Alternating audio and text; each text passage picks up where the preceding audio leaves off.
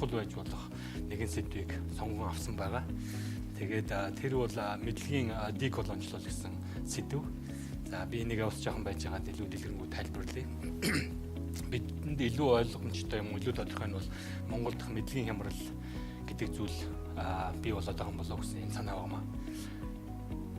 1990-ад оноос хойш Монголд маш олон үйл явдал бий болсон дотор хоорондоо сөргөлдсөн юм уу, хоорондоо үйл буцалдах хоёр томоохон үйл явдал өрнөд хөдөлгөөн гэх юм. Нэг нь бол баруунжих хөдөлгөөн. Би баруунжих гэдэг тодорхой одоо их өргөн нэр томьёогоор хэлчихэд байна. Нөгөө талдаа шинжлэх ухааны технологи, техник одоо юу гэдэг. Нөгөө талдаа түүх, соёл, бидний уламжлалт гэж нэрлэдэг элдв зүйлсийг бүгдийг сэргэх. Энэ хоёр зүйл нэг усны уралдаантай юм шиг уралдаж байгаа юм шиг зэрэгсэж байгаа. Энэ дотор юу бий болоод байна вэ гэхээр нэг талдаа магадгүй уламжлалт гэж нэрлэж болох тэр мэдлэг, нөгөө талдаа шинжлэх ухааны технологийн гэх юм уу, магадгүй барууны гэж хэлж болох хоёр мэдлэг уралдаа яваад байгаа хэрэг. Өнөөдөр бид хойч үедээ яаж энэ хоёр янзын мэдлэгийг зөв одоо юу гэдгийг хослуулан хүмүүжүүлэх вэ? Сургуулийн системд нь хэрхэн одоо зөвөр оруулж өгөх вэ гэдэг ийм асуудал гараад байна. Тэгээ та бүхэн өнөөдрийн Монголын байдлыг харах юм бол маш олон асуудлууд, маш олон одоо юу гэдгийг зөрчлүүд иймэрхүү хоёр лагерт сэтгэлгээний гэх юм уу, үзэл сурталын гэх юм хоёр одоо лагерт хуваагдаж болохоор байгаа. Тийм учраас бидний мэдэх ёстой зүйл юу вэ гэхээр мэдлэг гэдэг зүйл ямар учиртай юм? Өнөөдрийн бидний мэдлэг ямар мэдлэг байгаад байгаа юм? За би хамгийн төгсгөлд нь хэлэх байгаа. Мэдлэг бүтээх үйл явцын талаарх судалгаа бидэнд хэрэгтэй. Мэдлэг яаж бүтдэг юм бэ гэдэг. За маш товчхондоо колоничлол гэдгийг та бүхэн мэдж байгаа бох. Деколоничлол гэдэг нэр томьёо маань колоничлолоос чөлөөлөх гэсэн агуулгатай байна. За энэ тухай маш олон судалгаанууд байдгийн нэг нь Оксфордын сургуульд хэвлэгдсэн энэ хамтын бүтээл байж байгаа.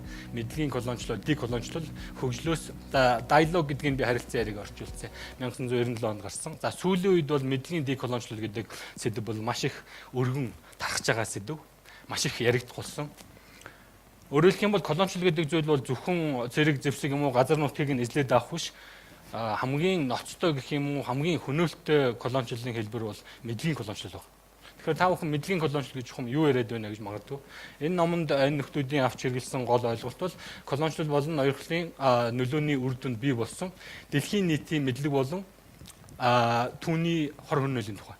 Өөрөөр хэлэх юм бол дэлхийн нийтийн мэдлэг болоод тархацсан байгаа маш олон ойлголтууд цаанаа хор хөнөөлтөй байдаг.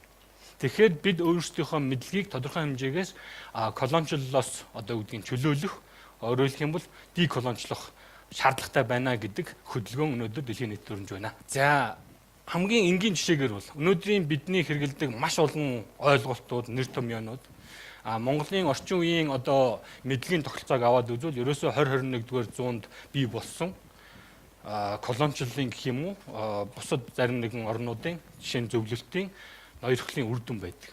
Маш хоёр энгийн одоо юу гэдгийг хэсэг болгон хувааж болно. Нэг нь бол зөвлөлтийн орчуулгын мэдлэг, нөгөөх нь бол Евро-Америкийн орчуулгын мэдлэг. Орчуулгын мэдлэг гэхээр яг юу хэлээд байна гэвэл их тодорхой олон юм байна. Улс төр гэдэг үг. Нэр томьёо. Politics гэдэг англи үгний орчуулга. Маш олон нэр томьёонууд. Эдийн засаг, ёс суртахуун, урлаг, шашин, гэр бүл. Би энэ дээр нэг жишээ энэ дээр их амархан ойлгогдох жишээ хэлмээр байна л да. Жишээ би оюутан байхдаа Хөхнуурын хятадын баруун хойд хэсгийн Шинхаа буюу хятадаар Хөхнуур гэдэг газар судалгаа хийсэн. Тэгээд уучлаарай энэ. За иймэрхүү газар л да. Тэгээд би тэнд сууж байгаа. Хөхнуурын дэд монголчууд гэр бүл гэдэг нэр томьёог нэг их хэрэгэлдэг. Энэ дэгтээ тэнд гэр бүл байхгүй гэсэн үг биш. Энэ юу гэсэн үг вэ гэвэл энэ нэр томьёо орчуулгын нэр томьёо гэсэн үг. Тэгэхээр миний тавих гэж байгаа асуулт бол бид энэ нэр томьёонуудыг орчуулж авч хэрэглэхээс өмнө бидэнд ямар нэр томьёо, ямар концепт, ямар ухтгуун байсан бэ? Энэ хүмүүс манайх тэднийх миний байсан айл бол Батих гэдэг айл. Тэн дотор гэр бүл гэдэг концепц нь байж байгаа. Гэтэл бид нэр гаднаас англи хэлний family ч юм уу, орос хэлний семья гэдэг гэр бүл гэдэг ухтгууныг орчуулад хэрэглэхээр зөвхөн нэр томьёог нь орчуулж байгаа хэрэг биш. Тэрний тухай бот зохиолууд тэнд гарсан үзэл сурталуудыг давхар хамаад аваад ирдэг. Ингээд бидэнд байсан өөрсдийн гэр бүлийн тухай, жишээ нь ёс суртахуун гэдэг үг, morality. та нар тойл бичиг юм уу эсвэл түүхэн сурвалж юм уу архивс шүүгээд үзвэл ёс суртахуун гэдэг нэр томьёо Монголд хэзээс хэрэглэж эхэлсэн юм бэ? Саяхнаас. Саяхан гэдэг нь би 1990 он гэж байгаа юм шиг 20 дугаар зуунаас. Тэгвэл түүнээс өмнө бид ёс суртахуунгүй байсан юм уу? Үгүй, бид ёс суртахуунтай байсан. Харин түүнийг өөр нэр томьёогоор, өөр концепцоор, өөр хугтгуунаар нэрлэж байжээ. Харин энэ хугтгуун, энэ нэр томьёо өнөөдөр хайцсан. Энэ шинээр орчуулж авсан нэр томьёонуудад дарагдсан. Мэдэгдгэн байсан. Бид нэр тэгээ ёс суртахууны тухай уншихаар баахан барууны философи уншдаг.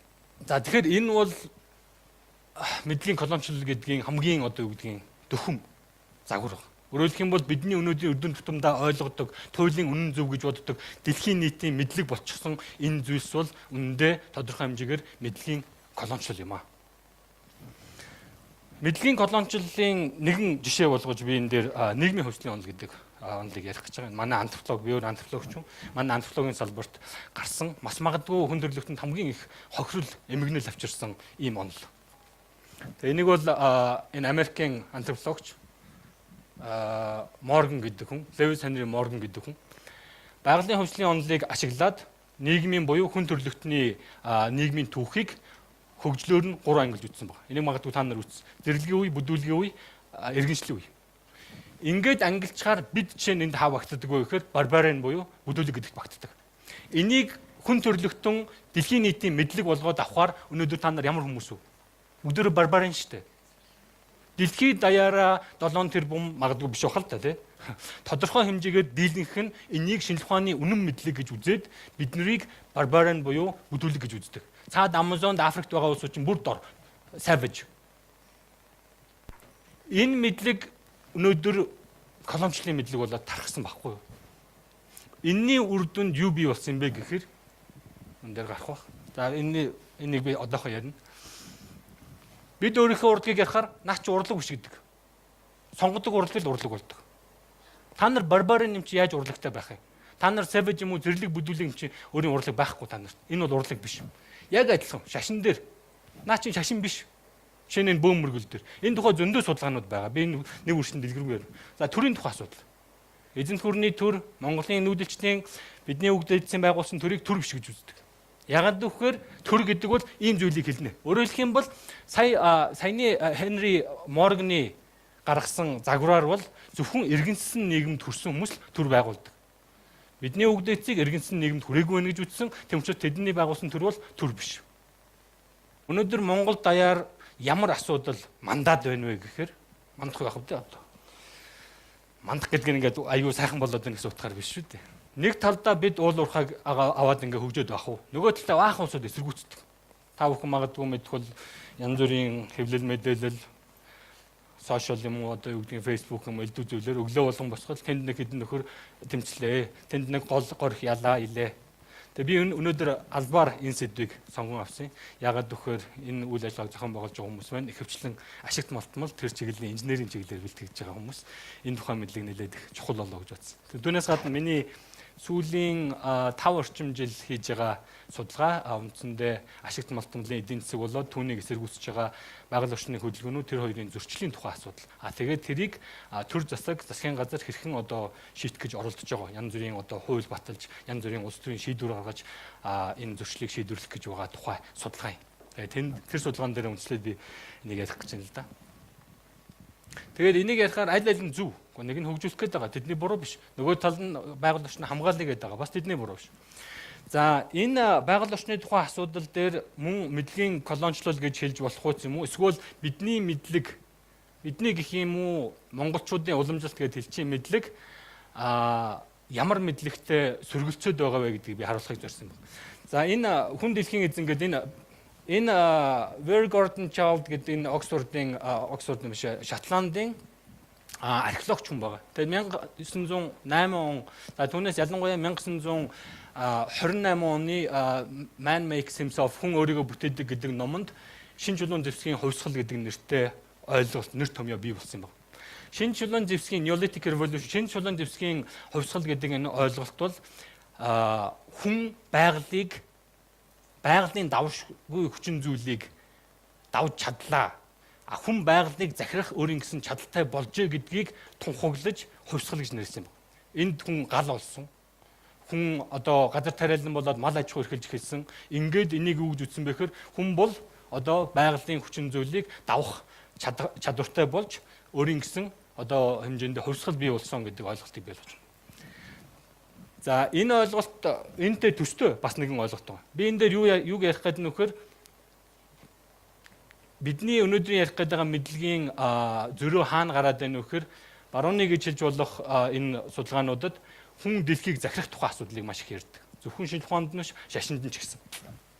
За өөрөөр хэлэх юм бол бидний мэдлэгт бол энэ шинж чулуун зэвсгийн хувьсгал гэдэг ойлголт байхгүй.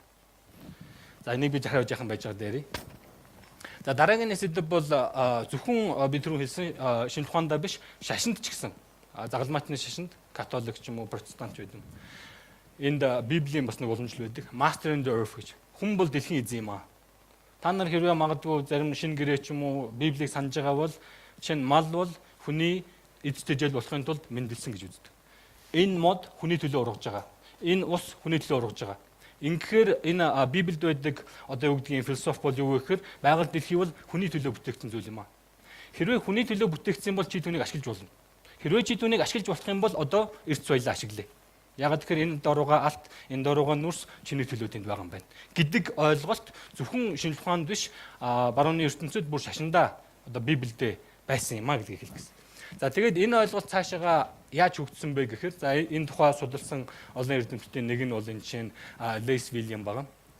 Дэлхийд дээрх шинжлэх ухааны технологийн ноёрхол буюу хүний ноёрхлын тухай ирсэн. За энэ мэдлэг, хүний ноёрхлын тухай мэдлэг, хүн байгалийн хүчин зүйлийг даван туулж байгаль дэлхийн ертөнцийн хорвоогийн эзэн нь болж өөрийгөө зарласан энэ үйл явдал бол монголчуудын бидний үгдээсэн мэдлэгээс нэлээд өөр юм байна. Бид энд нэг мод ургаж ивэл энэ миний төлөө ургаж байгаа гэж би боддгоо. Монголчууд ихэнх нь бодохгүй байна. Энэ өөрийнхөө төлөө ургаж байгаа. Энд заавал тийм мухар зүсэг мүсэг байгаад энэ мод эзэнтэй мэзэнтэй гэж энэ тусдаа нэг сэдв. Энэ мод яагаад заавал чиний төлөө ургаж байгааг чи бодох ёстой. Энэ мод өөрийнхөө төлөө ургаж байгаа байлгүй дээ. Өөр юмны төлөө ч юм уу. Яагаад заавал энэ модыг чи ашиглах ёстой юм? Энэ модыг яагаад заавал эдийн засгийн эргэлтэнд оруулж одоо консюмеризм гэж хэлдэг тийм ээ. Өргөн хэрэглээний барааны нүдээр харах ёстой юм бэ гэдэг асуулт гарч байна. Энэ бол миний ярих гээд байгаа тэр мэдлэгийн хямралыг бий болгож байгаа нэгэн жишээ. Тэнд нэг хүн өөр мэдлэгтэй байна. Энд нэг хүн өөр мэдлэгтэй. Тэр нь одоо юу гэдгийг барууны мэдлэг юм уу? Дэлхийд даяар дэлхийн нийтийн мэдлэг болоод төлөвлөсөн байж байна. Энэ логик бол эргээд өнөөдрийн бидний яриад байгаа ашигт малтмал уул уурхайн салбар дээр ч гарч ирж байна. Тэнд хамгаалах гэдэг улсууд яг хөө тэдний мөнгө төгрөг авдаг гэж янз бүрээр хар банаараар ярьдаг. Гэхдээ тэнд дотор бас үнэхээр итгэж өмшдөг хүмүүс бий. Наад юм чин, наад гол горигчин чиний төлөө урсж явах албагүй. Чи түүнийг юу гэдгийг ширэгтэл нь ингэж ашиглаж болохгүй гэдэг асуудал. Дээр нь нөгөө талдаа бас хүн гэдэг бол дэлхийн ертөнцийн эзэн биш ээ. Дэлхийн ертөнцөөр нөгөө бусад элд үзүүлстэйгээ хамтран оршихол үүрэгтэй гэж үзэж байна. За монголчуудын уламжлалт мэдлэг миний саяны хэлсэнчлэн нэлээд саяны одоо юу гэдгийг дэлхийг колоничлоод байгаа мэдлэгээс нэлээд ондоо болчихж байгаа. Нүүдлийн мал аж ахуй мэдлэг юм уу өв соёлын тухай асуудал гарч ирнэ. Байгаль дэлхийн тухай уламжлалт мэдлэг гарч ирнэ. Тэгээд үн дээр үндэслэн үндэсний ижил байна. Өнөөдөр энэ хоёр янзын мэдлэг Монголын нийгэмд уралдаад байхад бид нэр алийг ч хайж чадахгүй байна. Алийг ч хайж чадахгүй. Энэ бүр тов тотойгоо харагдаж байгаа. Ялангуяа одоо Монголын нийгэмд гарч байгаа улс төрийн болоод эдийн засгийн маш олон үйл явдал төр хуулиа зэрэгцээ яригддаг. Гэхдээ бие биенийхээ учрыг олддог. Яагаад олж чадахгүй нөхөр энийг яагаад энэ үндэсний ижилслийн тухай асуудлыг бид нар яагаад хайж болохгүй вэ? Яагаад малчдыг бүр хайчих болохгүй вэ? Яагаад бүр үгүйсгэж болохгүй вэ? Яагаад вэ гэхээр миний ойлгож байгаагаар бол 90 оноос хойш монголчууд тэрнээс өмнө ч гэсэн монголчууд нүүдлийн мал аж ахуй эдгээр зүйлсийг үндэснийхээ ижилсэл national identity буюу адилсалж гэж орчуулдаг тийм ээ. Үндэсний хэмжээний ижилсэл болгохоор авч ашиглчихсан байж байгаа. Тийм учраас энийг хаяад техник технологи уул уурхай гэдээ ингээд хөгжчгөр бид нөгөө нэг хөрс зэрэгэлдээ байгаа бусад үндэстнүүдээс ялгах онцлогоо хайчих гэдэг. Тэгэхээр энэ бол нэг юм тодорхой хэмжээгээр үнэтэй зүйл болж хувираад хадгалагдаад байгаа хэрэг. Энэ үнэтэй зүйлийн ард одоо нөгөө бидний хэлээд байгаа мэдлэг тэр чигээрээ чухал мэдлэг болоод уралдаа яваад байгаа хэрэг л дээ. За Өнөөдөр уучлаарай энэ та бүхэн ихэнх нь мэдэх нэр томьёо байх. Зарим нь магадгүй хэрэгэлсэн байх. Тэгээ би энэ нэр томьёог хэрэгэлсэн улсуудыг шууд дайрч, гутаанд оромжуулж эвгүйэл оруулах гэж байгаа юм биш шүү. Монголчуудын уламжлалт гэж хэлэгдэх маш олон мэдлэгийг иймэрхүү нэр томьёонуудаар дайрт оромжуулж үүсгдэг. Популизм. Би нэг энэ уул усаа хамгаалчихсан гэхээр чи популизм ярьлаа. Тэгэхээр одоо яхан бид нэр тэр хамгаалах тухай ярих болох юм уу? Популизмыг бол улс төр судлаад энэ янз бүрээр судалсан байгаа. Антрополог судалсан судалгаагаар бол бас наадах чинь ингээд хүмүүсийг дайрт оромжлох нэр томьёо болж хэрэглэгдээд байж тээ гэдгийг маш их ярьж байгаа. За үүнтэй төстэй маш олон нэр томьёонд байгаа. Баялагын үндэсний үзэл, баялгаа хамгаалдаг, хармалдаг хүн байдаг юм дэлхий дээр. Бүгдөө л хармалдаг байхгүй юу? Тэгээд хамгийн муухай нь энэ баялагын үндэсний үзэл гэдгийг ард нь нөгөө барбарын нөхдүүд, нөгөө savage нөхдүүд өөрсдийнхөө орчин үеийн хөгжлийг ойлгохгүй тэгээд өөрсдийнхөө амийг хамгааллаа гэж харддаг. За баялагын хараал. Энэ бас яг эдийн засгийн үүднээсээ баялагын хараалыг бүр ингээд тооцоолоо гаргаад ирсэн байдаг. Гэхдээ энэ нэр томьёо нь бол мөн дормжсон үг. Хэн хараацсан бид нарыг? Хэн хараалгацсан? Чи баялгаа газар нутгаа баялгаач байх албагүй шүү дээ. Тэнд нэг байгаа үс шороо, бэлчээр юу гэдгийг гол горхоо хамгаалсныхаа төлөө харагдсан гэж нэрлэгдэх. Яагаад ингэж нэрлэгдэж байгаа? Эсвэл мухар сүг гэдэг нэг нэр томьёо гараад ирсэн. Жаахан ингээд нэг юм ярихаар чи мухар сүгтэй. За дараагийн нэг бол энэ түрүүний Левис Хенри Морганы гаргасан 3 одоо ангилал байгаа шүү дээ. Зэрлэг, бүдүүлэг, иргэнсэн. Энийг антропологчид судлаадгүй наадах чи ийм биш юм байна. Бүх соёл ийм босоо загвар дээр биш, хавтгай загвар дээр ойлгох ёстой. Аль нэг нь аль нэгнээсээ дээр доор биш. Бүгд хүн төрлөختөнд дэлхий дээр адилхан тэгш хэрэгтэйгээр хандагдах ёстой гэж үзэж байна. Энийг бол cultural relativism юм уу, соёлын харьцангуй байл гэж хэлдэг л дээ. Тэгэнгүүт өөр шинэ нэр томьёонууд гарч ирсэн. Хөгжиж буй орнууд хамгийн боломжийн нь 3 дахь орнууд. Одоо юугаар нь ирэмблээд 3 мурав болгоод байгаа юм бэ? Тэнэг гээд байгаа юм уу? Бүдүүлэг гээд байгаа юм уу? Хөгжилгүүдээ яатсан. Хөгжлийг юугаар нь ангилаа? Дэлхийн банкны нэг хэдэн зүйл байдаг л да. Тэр хэдэн зүйл хүн төрлөختний хөгжил гэдэг зүйл ойлгох юм уу? Дэлхийн банкны ч юм уу одоо ингээ олон улсын байгууллагуудын та бүхэн мэдж байгаа хэдэн зүйл. Хөгжил гэдэг чинь тэгэл болоо юм. Түүх хөрхи их хөрөвдөлтөй зүйл юм байна. Дараагийн нэг зүйл бол юу гэхээр энэ global south гэдэг нэр томьёо.